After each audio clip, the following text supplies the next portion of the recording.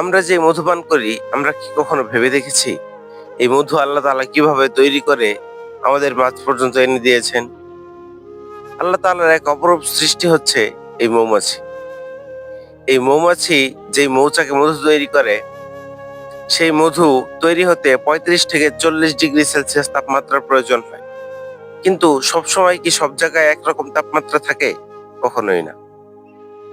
আমাদের দেশে হয়তো স্বাভাবিক তাপমাত্রা থাকে ৩৫-৪০, কিন্তু সাইবেরিয়ার অঞ্চলে যেখানে -১-২ তাপমাত্রা থাকে, সেখানে কিন্তু মধু তৈরি করা অনেক কঠিন মনে হতে পারে। অথবা সাহারা মরুভূমিতে যেখানে ৫০-৫৫ ডিগ্রি সেলসিয়াস তাপমাত্রা থাকে, সেখানেই বা কিভাবে মধু তৈরি হয়?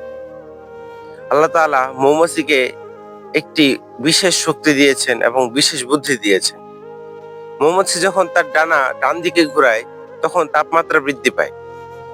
যখন সে সাইবেরিয়ার ঠান্ডা অঞ্চলে মধু তৈরি করছে, তখন সে তার ডানাকে ডান দিকে ঘোরাতে থাকে।